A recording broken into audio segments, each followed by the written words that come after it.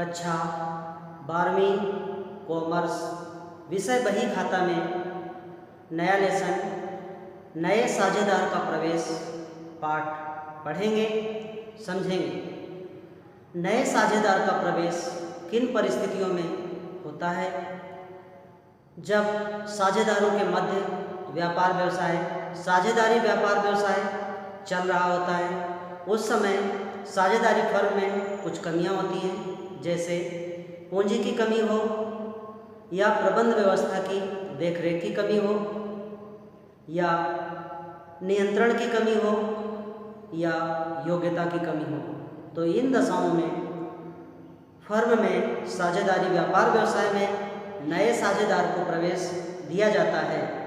नए साझेदार का प्रवेश फर्म के विकास के लिए अतिरिक्त पूंजी तथा अच्छे व प्रभावी प्रबंध की आवश्यकता होती है, लेकिन वर्तमान साझेदार अतिरिक्त पूंजी तथा आधुनिक तकनीकी की व्यवस्था करने में स्वयं को असहाय महसूस करते हैं। उस समय फर्म में नए साझेदार की आवश्यकता महसूस होती है। जब एक नया साझेदार वर्तमान साझेदारों की सहमति से संस्था में प्रवेश करता है, तो ऐसी स्थिति को नए साझेदार का प्रवेश कहा जाता है।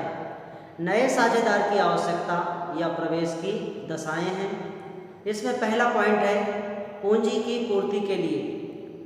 जब भी साझेदारी व्यापार व्यवसाय में नया साझेदार बनाया जाता है, तो पूंजी की पूर्ति की आवश्यकता है, पैसों की आवश्यकता है। व्यापार व्यवसाय चालू रखने के लिए, स्थायी संपत्तियां खरीदने के लिए, कच्चा माल खरीदने के लिए, मजदूरी वेतन के लिए यदि पैसे की आवश्यकता होती है, तो पहला पॉइंट है पूंजी की पूर्ति के लिए साझेदार बनाना पड़ता है।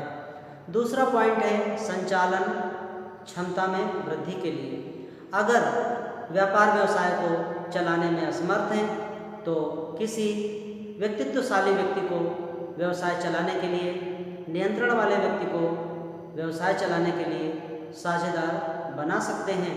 फिर पॉइंट है साझेदार की निवृत्ति और मृत्यु। अगर पुराने साझेदारों में से किसी साझेदार की मृत्यु हो जाती है या किसी कारण से व्यापार व्यवसाय से अलग हो जाता है, निष्कासित हो जाता है, उस दशा में भी नए साझेदार का प्रवेश होता है। मतलब नया साझेदार व्यापार व्यवसाय में बनाने की आवश्यकता होती है। कर्मचारी को प्रोत्साहन देने के लिए, अगर ऐसे साझेदार की ज़रूरत है जो कर्मचारियों से अच्छे से काम करवा सके, उनको प्रोत्साहित कर सके, हतोत्साहित ना करे, उनका मनोबल बढ़ाए और काम के लिए प्रोत्साहित करे, तो ऐसे व्यक्ति को भी साझेदार बनाया जा सकता है। फिर है व्यापार की समृद्धि के लिए। अगर व्यापार व्यवसाय को और बढ़ाना है, समृद्धशाली बनाना है, तो पैसे वाले व्यक्ति को या योग्य व्यक्ति को या नियंत्रण वाले व्यक्ति को फर्म में साझेदार बना सकते हैं। फिर पॉइंट है विदेशी व्यापार की दशा में। विदेशी व्यापार की दशा में अगर व्यापार व्यवसाय को विदेशों तक ले जाना है, बड़े पैमाने पर व्यापार व्यवसाय बढ़ाना है, बड़े पैमाने का व्यापार व्यवसाय करना है, देश विदेश में व्यापार व्यवसाय करना है, तो भी किसी विदेशी व्यक्ति को या ऐसा व्यक्ति जो विदेश में कार्य कर सके, वहाँ की भाषा को जानता हो, वहाँ की परिस्थितियों को जानता हो और व्यापार व्यवसाय को ऊंचाइयों तक ले जा सके, ऐसे व्यक्ति को साझेदार बना सकते हैं। प्रतिस्पर्धा समाप्त करने के लिए अगर कोई साझेदार प्रतिस्पर्धा को हासिल करने में समर्थ है, प्रतिस्पर्धा के लिए तैयार है, मार्केट में कंपटीशन के लिए तैयार है, वो माल को बेचने के लिए नए नए तरीके ढूंढ सकता है, माल को बेच सकता है। अगर ऐसा कोई योग्य व्यक्ति है जो प्रतिस्पर्धा में निपुण है, तो ऐसे व्यक्ति को भी साझेदार बना सकते हैं। ये दशाएं होती हैं नया साझेदार का प्रवेश की दशाएं होती हैं। मतलब नया साझेदार क्यों बनाया जाता है, ये उसकी दशाएं हैं। और जब भी नया साझेदार व्यापार व्यवसाय में आता है, तो पुराने साझेदार त्याग करते हैं, क्योंकि जो लाभ पहले पुराने साझेदारों के मध्य बट रहा होगा वह लाभ अब नए साझेदार को देना पड़ेगा। तो इसमें पुराने साझेदार त्याग करते हैं, नया साझेदार आकर अपना हिस्सा लेता है, तो पुराने साझेदारों को त्याग करना पड़ता है। और त्याग अनुपात निकालने का सूत्र और सवाल हम पहले कर चुके हैं। त्याग अनुपात बराबर पुराना अनुपात माइनस नया अनुपात।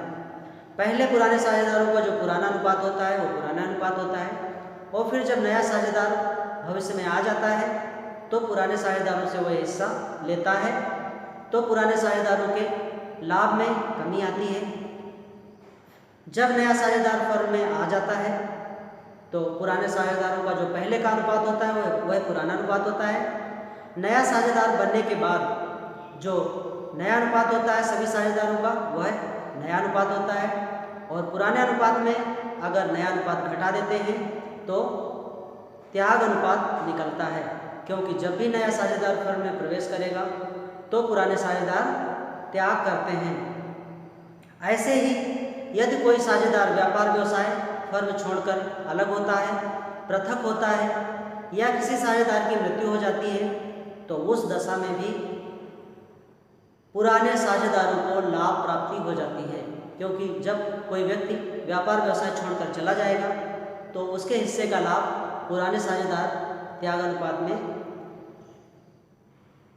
लाभ प्राप्ति अनुपात में पहले त्याग करते हैं, फिर जाने के बाद वही त्याग अनुपात लाभ प्राप्ति के रूप में बदल जाता है, और बचे हुए साझेदार उस लाभ प्राप्ति को रखते हैं किसी साझेदार के पृथक होने के बाद।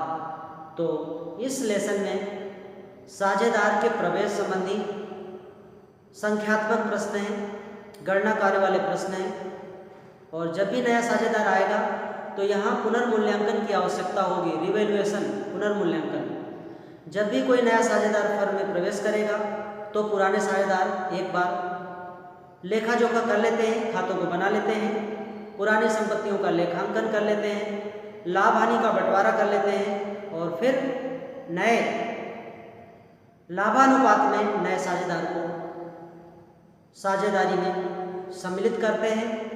तो यहाँ पर संपत्तियों का पुनर्मूल्यांकन हो जाता है, एक बार लाभ हानि खाता बन जाता है, और फिर नए साझेदार के आने के पश्चात नए खाते बनाना प्रारंभ कर देते हैं। तो यहाँ पर पुनर्मूल्यांकन की गणना के भी सवाल होंगे, लेकिन जब जब कोई नया साझेदार फर्म में प्रवेश करेगा उस दशा में पुराने साझेदार त्याग करेंगे, तो यहाँ नया लाभानुपात बनाने की आवश्यकता पड़ेगी। और नया लाभानुपात बनाने की 4 प्रमुख कंडीशन होती हैं, स्थितियाँ होती हैं। जैसे मान लो नया साझेदार आता है और वह पुराने साझेदारों से लाभ प्राप्त करता है, और प्रश्न मैंने ये नहीं लिखा है कि वो किससे कितना लाभ प्राप्त करेगा।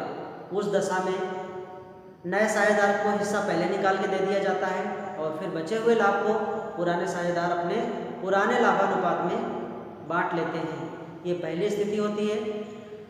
दूसरी नया लाभानुपात निकालने की ये स्थिति होती है कि प्रश्न में दिया हो कि नया साझेदार किससे लाभ प्राप्त करेगा और कितना लाभ प्राप्त करेगा, तो फिर जिससे लिखा है जिस साझेदार के हिस्से से प्राप्त करेगा उसी के हिस्से से नए साझेदार का हिस्सा निकालेंगे, दूसरी स्थिति बनती है। और यदि प्रश्न में लिखा है कि पुराने साझेदारों से नया साझेदार बराबर बराबर लाभ प्राप्त करेगा, इस दशा में उसको बराबर बराबर लाभ दोनों पुराने साझेदारों से या जितने पुराने साझेदार होते हैं उनसे बराबर बराबर अपना लाभ प्राप्त करता है। कभी कभी ऐसा दिया रहता है कि नया साझेदार अपने हिस्से का लाभ पुराने साझेदार से इतना प्राप्त करेगा, तो उसके हिस्से का हिस्सा निकालना पड़ता है, और फिर जिससे प्राप्त करेगा उससे घटाना पड़ता है। कभी कभी प्रश्न में यह दिया होगा कि नया साझेदार अपने लाभ का अनुपात पुराने साझेदारों के हिस्से का हिस्सा प्राप्त करेगा, तो पुराने साझेदारों के हिस्से का हिस्सा गुणा करके करेंगे और फिर उसी में से उस लाभ को घटा देंगे। इस तरह से नया अनुपात बनता है। जब हम गणना कार्य वाले प्रश्नों को पढ़ेंगे तो प्रमुख 4 स्थितियों में हम नया लाभ अनुपात निकालना सीखेंगे। बच्चों, अब हम एक्सरसाइज का प्रश्न नंबर 2 पढ़ेंगे फिर हल करेंगे।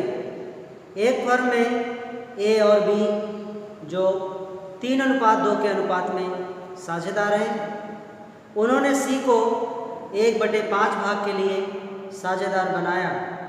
लाभ हानि का नया अनुपात ज्ञात कीजिए। जैसा कि हमने बताया था, जब भी नया साझेदार आएगा पुराने साझेदार त्याग करेंगे और जब नया साझेदार आएगा तो अपना हिस्सा लेगा और उसके हिस्से लेने की 4 प्रमुख कंडीशन हैं। तो हम प्रश्न नंबर 2 से पहली कंडीशन को जानेंगे।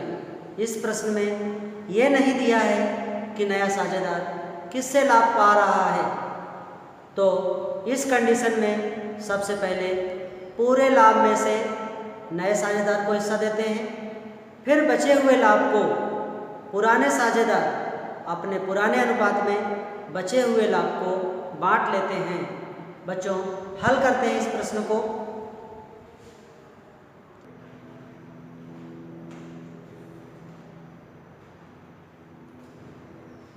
बच्चों, हल करते हैं इस प्रश्न को।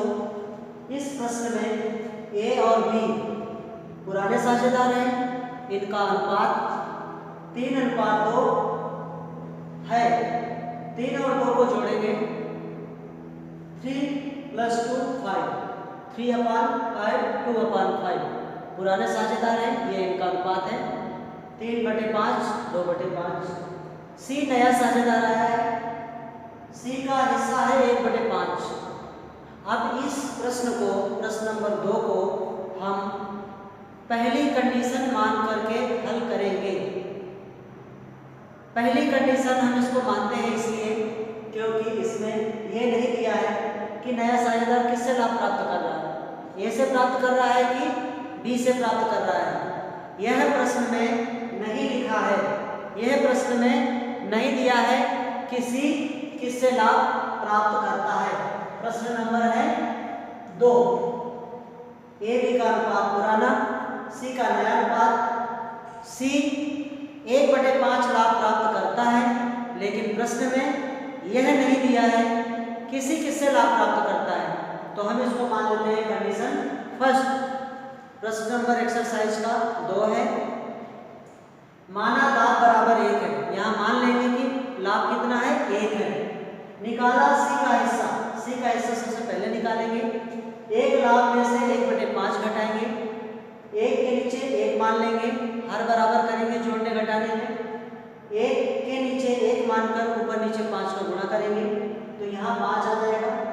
5 - 1/5, इस 5 का यहाँ गुणा हो जाएगा क्योंकि हर बराबर करेंगे। 5 ऊपर नीचे गुणा करेंगे, 1/1 में 5 का ऊपर नीचे गुणा करेंगे, तो यहाँ 5 आएगा। 5 में 1 घटाएंगे, हर बराबर हो जाएंगे, तो 5 को एक बार लिखेंगे। 5 - 1/5, 5 में से 1 घटाया 4/5, बचा लाभ है 4/5। पूरे लाभ में से सी का हिस्सा निकाल दिया गया है, सी ने अपना हिस्सा ले लिया है। एक लाभ में से 1/5 सी ने हिस्सा लिया, तो बचा लाभ है 4/5। अब इस लाभ को ए और बी अपने पुराने अनुपात में रखेंगे। अगर प्रश्न में यह नहीं दिया होता है कि नया साझेदार किससे लाभ प्राप्त कर रहा है, उस कंडीशन में नए साझेदार को पूरे लाभ में से सबसे पहले हिस्सा निकालते हैं, फिर बचे हुए लाभ को पुराने साझेदारों में पुराने अनुपात में बांटते हैं। बचा लाभ है 4/5। ए का हिस्सा निकालेंगे, 4/5 को ए रखेगा 3/5 के अनुपात में, 4/5 बचा लाभ है और ए का पुराना अनुपात है 3/5। 3/5 हिस्सा रखेगा, 4 × 12, 5 × 5, 5 × 5 = 25, 12/25 ए का हिस्सा निकला। ऐसे ही बी का हिस्सा निकालेंगे, बचे लाभ में से 2/5 हिस्सा रखेगा बी, तो 4 दूनी 8, 5 × 5 = 25, 8/25 हिस्सा बी का निकला। सी का हिस्सा पहले से मालूम है 1/5 का साझेदार बना है। इस प्रकार से तीनों का नया अनुपात निकल आया है। नया अनुपात बराबर 12/25, 8/25 और 1/5। जब नया अनुपात लिख लेते हैं तो फिर हर बराबर करते हैं एक बार। सी का है 1/5, तो इसमें 5 का ऊपर नीचे गुणा करेंगे तो ये भी 25 हो जाएगा। फिर 12/8/5/25 लिख सकते हैं। हर को बार बार लिखने की जरूरत नहीं होती है, हर बराबर करने के बाद एक बार हर को लिखते हैं। तो नया अनुपात निकला 12/8/5/25। 12 में 8 जोड़ेंगे तो 20, 20 में 5 जोड़ेंगे तो 25। 12/25, 8/25, 5/25। इस प्रकार से नया अनुपात निकला है। पुराना अनुपात और ए बी का है 3:2। अगर पुराने अनुपात में नया अनुपात घटाएंगे तो ए और बी का त्याग निकलेगा। त्याग अनुपात बराबर जैसे पिछले लेसन में त्याग अनुपात निकाला था पुराना अनुपात में से नया अनुपात, वैसे ही यहाँ पर भी पुराने अनुपात में से नया अनुपात घटाएंगे तो निकलेगा त्याग अनुपात। क्योंकि जब नया साझेदार आता है और अपना हिस्सा लेता है पुराने साझेदारों से तो पुराने साझेदार त्याग करते हैं। लेकिन इस प्रश्न में केवल नया अनुपात पूछा है, इसलिए नया अनुपात निकाला गया है। अगर त्याग अनुपात निकालना हो तो ए बी के पुराने अनुपात में ए बी का नया अनुपात घटा देंगे तो त्याग अनुपात निकल आएगा। बच्चों, आज के वीडियो में बस इतना ही।